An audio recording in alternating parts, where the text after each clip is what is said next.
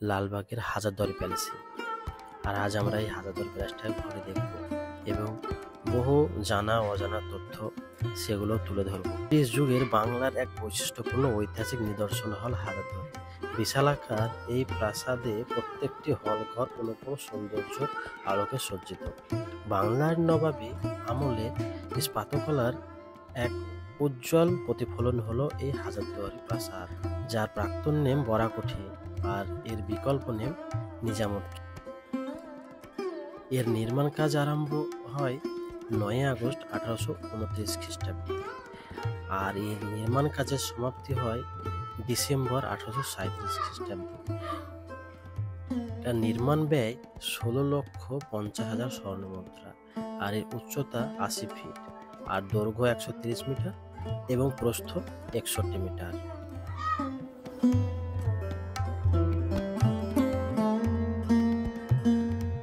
কথা বলবো, তার বয়স হচ্ছে 1500 বছর প্রাচীন পুরাতন রাজধানী। বলবো এখন একটা জায়গা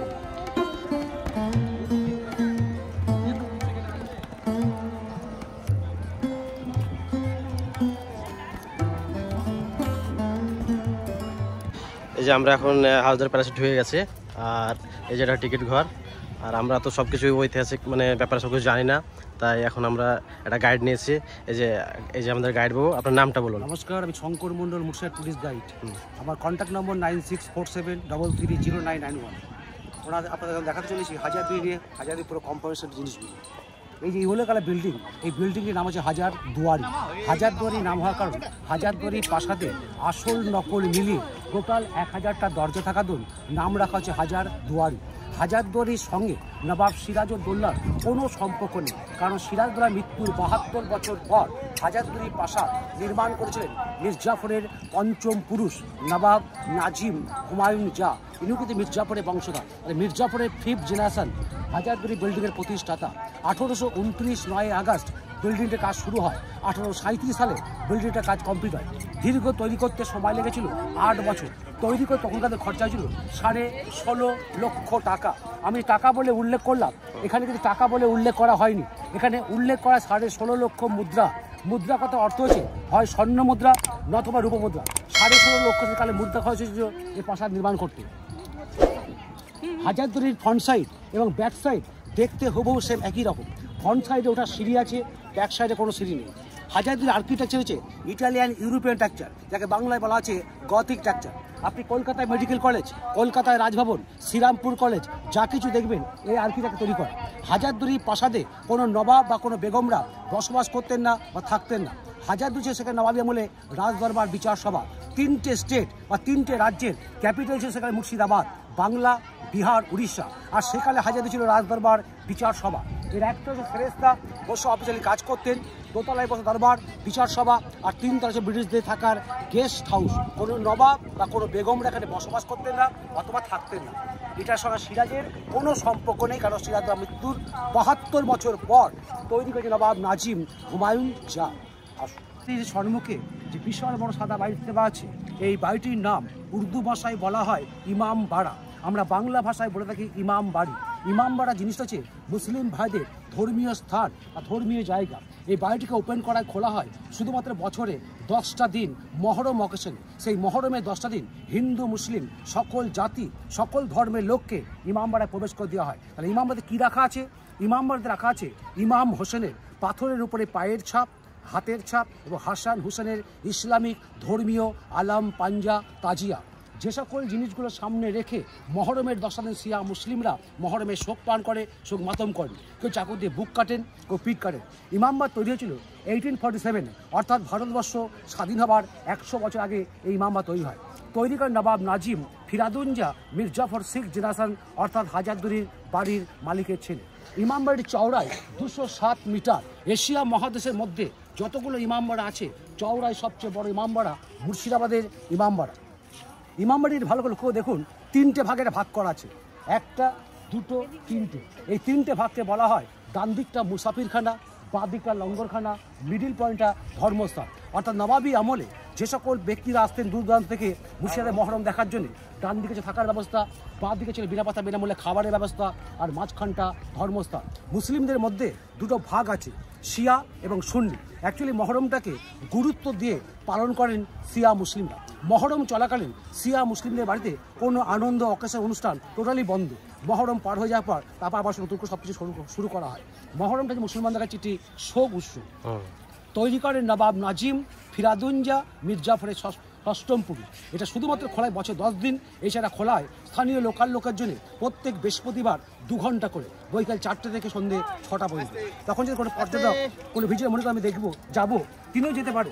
যাওয়ার পদ্ধতির সিস্টেম নিয়ম আছে। পরিষ্কার পরিচ্ছন্ন হয়, হাতে ধূপকাঠি মোমবাতি নিয়ে গেলে তাকে আটকাবে না, ছেড়ে দেওয়া হয়। তাই প্রত্যেক বৃহস্পতিবার 2 ঘন্টার জন্য।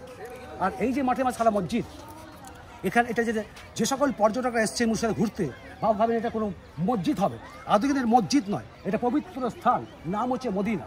হিন্দু ধর্মশাস্ত্রে তীর্থ করতে যান গয়াকাশী বৃন্দাবন, ইসলাম শাস্ত্রে মুসলিমরা যান মক্কা হজ করতে।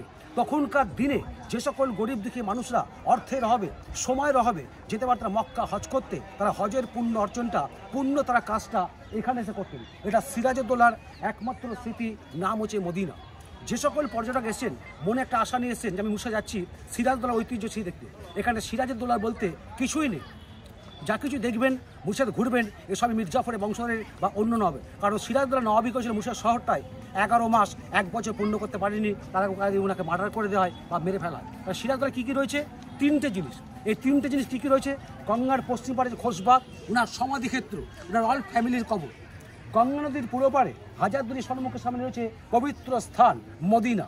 আর হাজারদুয়ারি থেকে রাখা রয়েছে একখানে বিশাল বড় সোট অর্থাৎ তরোয়াল। এই 3টে জিনিস সিরাজের, আর সিরাজে বলতে এখানে কিছুই নেই।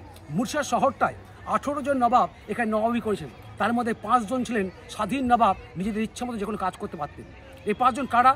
মুর্শিদ কুলি খান, নবাব সুজা খান, সরফরাজ খান, আলিবর্দী খান, সিরাজউদ্দৌলা। সিরাজউদ্দৌলা ছিলেন বাংলা, বিহার, উড়িষ্যার শেষ স্বাধীন নবাব। ওনাকে মার্ডার করে মেরে ফেলার পর 200 বছর শাসন ক্ষমতা যায় ব্রিটিশদের হাতে, ইস্ট ইন্ডিয়া কোম্পানি ব্রিটিশদের হাতে। তখন ব্রিটিশরা সিংহাসনে বসায় মির্জাফরকে। সেই মির্জাফর হচ্ছে বংশধর। এখানে 13 জন হচ্ছে পরের নবাব, ব্রিটিশের কথা চলতেন, আর 5 জন স্বাধীন। টোটাল মিলিয়ে মুর্শিদাবাদের নবাবি করেছেন 18 জন নবাব। এই যে দেখতে পাচ্ছি বিশাল আকারের কামানটির নাম শুনলে আপনাকে অবাক লাগবে বা অদ্ভুত লাগবে। এই কামানটির নাম বলছে বাচ্চা বালি কামান। কেউ বলে বাচ্চা বালি, কেউ বলে বাচ্চা বলি। এই কামান ইতিহাস বলছেন এই কামানটি নাকি নবাবদের আমলে একবার 1800 বারুদ গেঁদে এটাকে একবারই বাস্ট করা হয়েছিল। যে কামানটিকে যখন বাস্ট করা হয় চারিদিকে ভয়ঙ্কর এক বিকট শব্দ হয়। সেই শব্দের ফলে কোনো মানুষ কানে ঠসা হয়ে যায় এবং তখনকার যে সকল আশেপাশে মা বোনরা 7-8 মাসের গর্ভবতী যে সন্তান ছিল বিকট আওয়াজে ফলে ওনাদের গর্ভপাত হয়ে যায়। এই দৃশ্য দেখে নবাবরা ভয় পেয়ে কামানটিকে চিরদিনের জন্য সিল করে দেন এবং নাম রাখেন নবাবরা বাচ্চা বালি কামান বলে।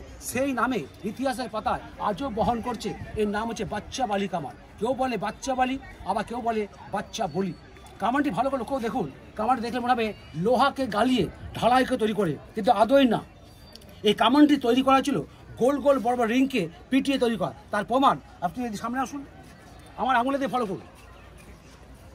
আমার এই যে একটা রিং জয়েন্ট, এই যে একটা রিং, এটা পার্ট টোটালটা হচ্ছে রিংয়ের উপর তৈরি করা। এটা কোনো রকম কোনো ঢালাই তৈরি নয়। আমার হাতের বাঁদিকে টাওয়ার রয়েছে, এটি টাওয়ার কলার, বাংলা ভাষায় বলা হচ্ছে ঘড়িঘর।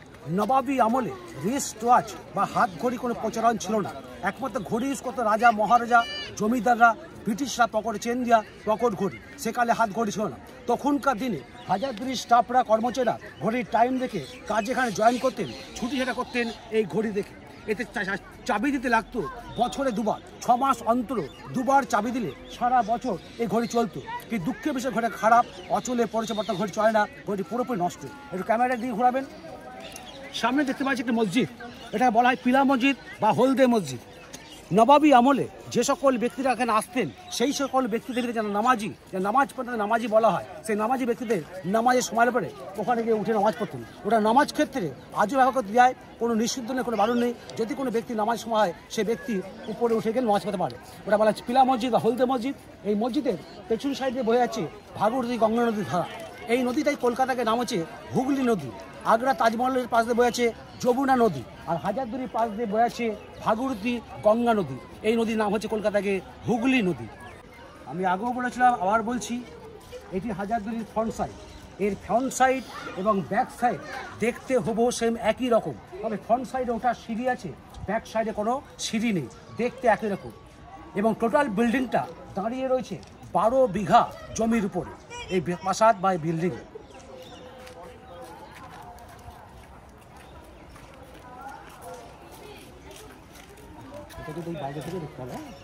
এটা বন্ধ নাকি এখন? এখন বন্ধ হচ্ছে, মহরম মাসে খুলবে যে বললাম, মহরম মাস আর আপনাকে বৃহস্পতিবারে খোলা থাকে 2 ঘন্টার জন্য। 2 ঘন্টার জন্য বৃহস্পতিবার 4টা থেকে। হ্যাঁ, আপনি যদি মনে দেখবো বলে ঢুকতে আসেন, ঢুকতে দেবেন না।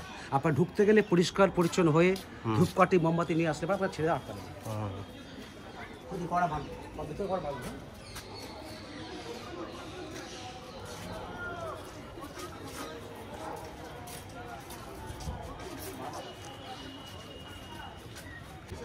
দূরে লক্ষ্য করে একটি কালো রঙের মধ্যে দেখতে পাচ্ছে মসজিদ, কিছু নারকেল গাছ রয়েছে, তার পাশে একটা কালো দেখতে পাচ্ছে মসজিদ দেখতে পাচ্ছে। এই যে মসজিদ দেখতে পাচ্ছে, আপনাদের জানা আছে মুর্শিদাবাদ শহরে 3টে সমাধিস্থল বা 3টে কবর রয়েছে মানুষের পদের পায়ের নিচে। জানা আছে কি আপনার? জানা আছে না? না। তো মুর্শিদাবাদ 3টে সমাধি কার হয়েছিল কবর মানুষের পায়ের নিচে? এক হচ্ছে প্রথম নবাব যিনি মুর্শিদ কুলি খান, মুর্শিদ কুলি খান পত্নী বেগম নয়সরা বানু, উনার মেয়ে আজিমুন্নেসা বেগম, ডাক নাম বলা হয় কলিজা খাকি বেগম। এই 3টে সমাধিস্থল রয়েছে মানুষের পদের পায়ের নিচে। মুর্শিদ কুলি খান কে ছিলেন? মুর্শিদ কুলি খান ছিলেন মুর্শিদাবাদের প্রতিষ্ঠাতা। প্রথম আমাদের বাংলার রাজধানী ছিল মালদা গৌড়। মালদা গৌড় থেকে নিয়ে যাওয়া ছিল জাহাঙ্গীরনগর, যেটা বর্তমান বাংলাদেশ ঢাকা শহর। ঢাকা শহর থেকে 1704 খ্রিস্টাব্দে মুর্শিদ কুলিকা রাজধানী তুলে নিয়েছেন এই মুর্শিদাবাদে। জায়গার নাম হয় মুর্শিদাবাদ। আগে জায়গার নাম ছিল মুকসুদাবাদ। মুকসুদাবাদ নাম চেঞ্জ করে নিজের নামের অনুসারে জায়গাটির নাম রাখেন মুর্শিদাবাদ। তাহলে এত বড় একজন ব্যক্তি যিনি কি 3টে স্টেটের 3টে রাজ্যের মালিক, বাংলা, বিহার, উড়িষ্যা, সেখানে মানুষের পদে পায় দিচ্ছে। নিশ্চয় তাহলে কোনো কারণ আছে। তার কারণটা কি? কারণ হচ্ছে মুর্শিদ কুলি ছিলেন একজন সৎ ব্যক্তি, ওনার ফ্যামিলি ছিলেন, ওনারা ছিলেন ভালো মনের মানুষ। ওনাদের চিন্তাধারা ছিল মানুষ বেঁচে থাকতে গেলে জ্ঞানে বা অজ্ঞানে পাপ পুণ্যি দুটোই করে থাকে। যদি আমরা কোনো অন্যায় পাপ করে থাকি, আমাদের মৃত্যুর পর আমাদের সমাধিস্থ করা হয়, কবর দেওয়া হয় মানুষের পায়ের নিচে। তাহলে কি হবে? বড় বড় পীর পায়গম্বর সৎ ব্যক্তির পায়ে ধুলো স্পর্শ পেয়ে আমাদের কিছুটা হলে পাপ খণ্ডাবে, ওনাদের চিন্তা ধারণা। আর উনি চিন্তা করলে যদি ওপেন কবর দেওয়া হয় আমাদেরকে, তাহলে সে কবরে কেউ পা রাখবে না। তাহলে কবরটা কী দিতে হবে? কবর দিতে হবে যেখানে কবর দেওয়া হবে সেখানে তৈরি করতে হবে মসজিদ। আর মসজিদের চাতাল বা মেঝে করতে হবে মাটি থেকে বেশ খানিকটা উঁচু। তাহলে কী হলো? ওখানে সিঁড়ির ফাংশন আসলো। যখন মানুষ সিঁড়ি দিয়ে উঠতেছে, সেই সিঁড়ির নিচেই আমাদের সমাধি। তাহলে কী হবে? প্রত্যেকটা ব্যক্তি জ্ঞানে অজ্ঞানে বুকে পা রেখে উঠছে মসজিদ নামাজ পড়তে। কাটরা মসজিদে আছে সমাধি মুর্শিদ কুলি খান। এখানে সমাধিস্থ করা আছে মুর্শিদ কুলি খান, যিনি মুর্শিদের প্রথম নবাব। কাটরা মসজিদ, এই কাটরা মসজিদ মক্কার কাবা মসজিদ অনুকরণে তৈরি করা। এখানে সমাধিস্থ করা আছে মুর্শিদের ফার্স্ট নবাব মুর্শিদ কুলি খান। আর এই যে দেখতে পাচ্ছি কালো মসজিদ, এখানে দেওয়া আছে বেগম নয়সরা বানুকে।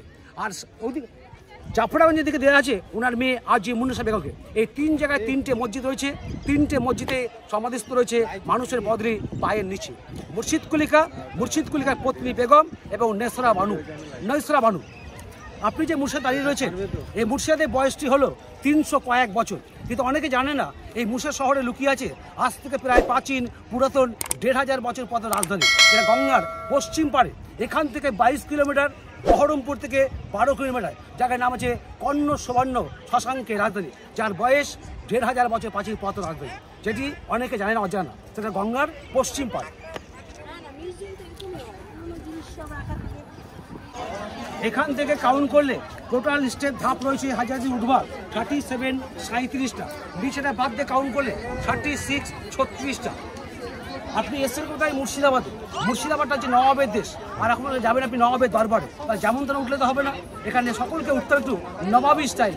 নবাবি স্টাইল উঠলে কী হবে? কারো শরীরে এক বিন্দু কষ্ট হবে না। ঠিক আমি যেভাবে উঠবো আপনারাও সে উঠবেন, ওটা বলা হয় নবাবি স্টাইল। এবার অ্যাঙ্গেল আসুন।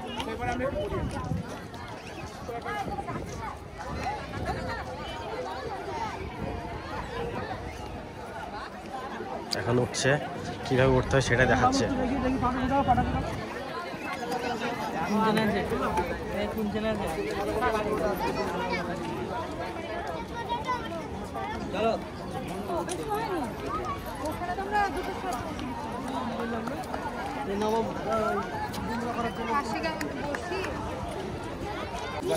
এখান থেকে জুম করবো গঙ্গার পশ্চিম পাড়ে। লক্ষ্য করবেন গঙ্গার পশ্চিম পাড়ে দেখতে পাচ্ছি 3টে পরপর তাল গাছ, প্রথম, দ্বিতীয়, তৃতীয়। কিছু পর্যটক মুর্শিদাবাদে ঘুরতে এসে বলে থাকেন আসল হায়াতগিরি গঙ্গা নদীর গর্ভে। এটা ভুল ব্যাখ্যা। অর্থাৎ আসল হাজারদুয়ারি নয়, হাজারদুয়ারি তৈরি হয়েছে একটা, যেটা গঙ্গা নদীর গর্বে। তো হাজারদুয়ারি নয়, সে প্রাসাদের নাম ছিল একটা প্রাসাদের তিনটে নাম, মনসুরগঞ্জ প্যালেস, হীরাঝিল বা লালকুঠি, সেটাই গঙ্গা নদীর গর্বে। অনেকে বলে থাকেন প্যালেসটি গঙ্গায় ভেঙে গেছে, আদৌ কিন্তু সেটা সত্য নয়। সত্য হচ্ছে ব্রিটিশ সরকাররা সিরাজকে হত্যা করার পর ওই প্যালেসটি ব্রিটিশ সরকাররা কবজা করেন, দখলে করেন, এবং প্যালেস থেকে ওই প্রাসাদ থেকে বহু অর্থ, ধন সম্পদ তারা লুট করে। কিছুদিন পর ওই প্রাসাদটিকে কামান চার্জ করে করে ভেঙে ফেলা হয়, কারণ প্যালেসে গায়ে ছিল দামি দামি স্টোন, হিরে, পান্না, চুনি, এগুলো পাওয়ার আশায় প্রাসাদটিকে ভেঙে দেওয়া হয়। প্রাসাদটি ছিল গঙ্গার পশ্চিম পাড়ে, প্রাসাদের নাম ছিল মনসুরগঞ্জ প্যালেস, হীরাঝিল অথবা লালকুঠি। হ্যাঁ, কিছু অংশ গঙ্গা নদীর গর্বে, কারণ প্রকৃতির নিয়ম অনুসারে যে কোনো নদ নদী একটা কুল ভাঙে, একটা কুল গড়ে। গঙ্গা নদীর পশ্চিম পাড়টা প্রত্যেক বছর বর্ষার সময় কিছু অংশ ভাঙতে থাকে। এই ভাঙতে ভাঙতে ভাঙতে হীরাঝিলের প্রাসাদের কিছু অংশ গঙ্গা নদীর গর্বে। এই প্রাসাদের ধ্বংসস্তূপ বা ধ্বংস অবস্থা দেখতে হলে আপনার আসতে হবে কোনোদিন মুর্শিদাবাদে গরমের সময়, অর্থাৎ চৈত্র বৈশাখ মাসের দিকে, তখন ধ্বংসস্তূপগুলো জলে তলে জেগে ওঠে, দেখতে পাওয়া যায়। সিরাজের বাড়ি ছিল গঙ্গার পশ্চিম পাড়ে, নাম হচ্ছে মনসুরগঞ্জ প্যালেস, হীরাঝিল বা লালকুঠি। সিরাজের মৃত্যুর 72 বছর পর এই প্রাসাদ নির্মাণ করা হয়েছিল, হাজারদুয়ারি প্রাসাদ।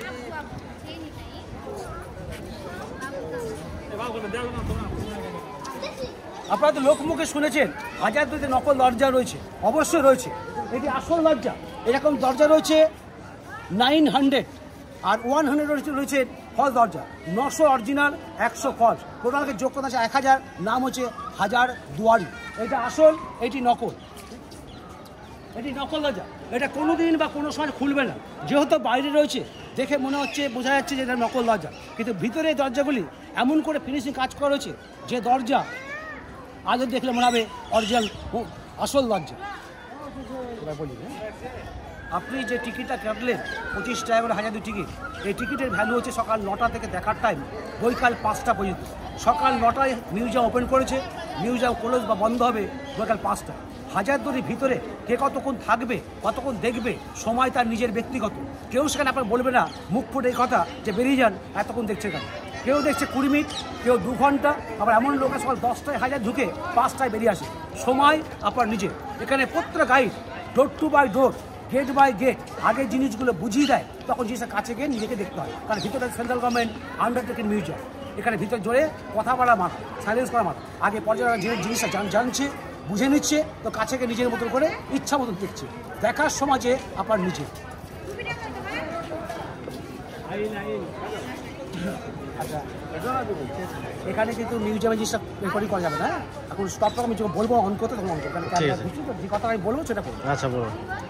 এখানে দেখতে পাচ্ছি কাঁচের বক্স, হ্যাঁ, এই যে বক্স দেখতে পাচ্ছি, এই বক্সের ভিতরে রাখা আছে হাজারদুয়ারির মডেল। এই মডেলটার দাম বর্তমান বাজারে কয়েক লক্ষ টাকা, কয়েক লক্ষ টাকা। কারণ এই মডেলটা কোনো মেটাল দিয়ে তৈরি নয়, কোনো মেটাল নয়, সোনা নয়, চাঁদি নয়, তামা নয়, পেতল নয়, লোহা নয়। আমার জিনিসটা কী? এই জিনিসটা হচ্ছে হাতির দাঁত, হাতির দাঁত দিয়ে তৈরি করা এই মডেলটি। এই জিনিস এখন কেনা বেচা লেনদেন হয় না, আপনি কিনলে অ্যারেস্ট, আমি বেচলে অ্যারেস্ট, কারণ হাতির দাঁত জিনিসটা পুরোপুরি গভর্নমেন্ট থেকে ব্যান করা যায়, নিষিদ্ধ। ঠিক মডেলের সামনে রাখা আছে একখানি কুন্নি, যে কুন্নি ইউজ করে রাজমিস্ত্রিরা বাড়িঘর তৈরি করে। রাজমিস্ত্রি ইউজ করে লোহার কুন্নি, কিন্তু এখানে যে কুন্নি রাখা আছে লোহার নয়, এটা সিলভার, রূপোর কুন্নি। হ্যান্ডেল ডামার হচ্ছে হাতির দাঁত। এই কুন্নিতে 1829 9 আগস্ট প্রথম বাড়ির কাজ ওপেনিং বা শুরু করা হয়েছিল। এই বাড়ির কাজ এই সেই কুন্নি, পুরো সিলভারের, ডামার হচ্ছে হাতির দাঁত। নিজেকে নিজে দেখুন, এই যে গ্রিন দরজা, এই দরজা রয়েছে মিডল পয়েন্টে দাঁড়িয়ে, আর এনারা রয়েছে আপনার রাইট সাইডে, লেফট সাইডে। দেখুন, এবার আস্তে করে আবার 3 জন এই মুখে ঘুরে যায়। দরবার কক্ষের মুখ, পবিত্র স্থান ইমামবাড়া মুখ, এক লেভেল, এক অ্যাঙ্গেল, একেবারে স্ট্রেট, একেবারে সেম। আপনার নাক বরাবর স্ট্রেট। যখন নবাবরা বিচার করতে সিংহাসনে বসতেন, এই 3খানা গেটে করে যেত ওপেন। নবাব বসতো মিডল পয়েন্টে বিচার করতে সিংহাসনে, আর নবাবের রাইট সাইডে, লেফট সাইডে বসতো বিদেশি ইংরেজ। বিদেশি ইংরেজরা ওই ঘরে বসে নবাবকে বিচার ক্ষেত্রে বসে যে রায় দিতেন, সেই রায় অনুসারে নবাবকে ওখানে কাজ করতে হতো। নবাব দেখছেন যে ব্যক্তিটার প্রতি, মানুষটার প্রতি অন্যায় করা হচ্ছে, অবিচার করা হচ্ছে, তবু সেখানে নবাবের প্রতিবাদ করার মুখ ফুটে ক্ষমতা ছিল না। নবাব ছিল পরাধীন। উনি আল্লাহর কাছে গুনাহ কবুল করতেন যে আল্লাহ, আমি জ্ঞানে বা অজ্ঞানে কোনো ভুল বা অন্যায় করে বসলে আমাকে তুই ক্ষমা করো, আমি পরাধীন। কারণ আমি আগেই বলেছিলাম মুর্শিদাবাদে 13 জন নবাব পরাধীন, আর 5 জন যে স্বাধীন, এই 5 জন মুর্শিদ কুলি খান, সুজা খান, সরফরাজ খান, আলিবর্দী খান, সিরাজদৌল্লা। সিরাজে যে বাংলা বিহার শেষ স্বাধীন নবাব, সিরাজের মৃত্যুর পর সিংহাসনে বসানো হয় মির্জাফরকে। সেই মির্জাফরের ইনার যে বংশধর, ইনি হচ্ছে মির্জাফরের পঞ্চম পুরুষ।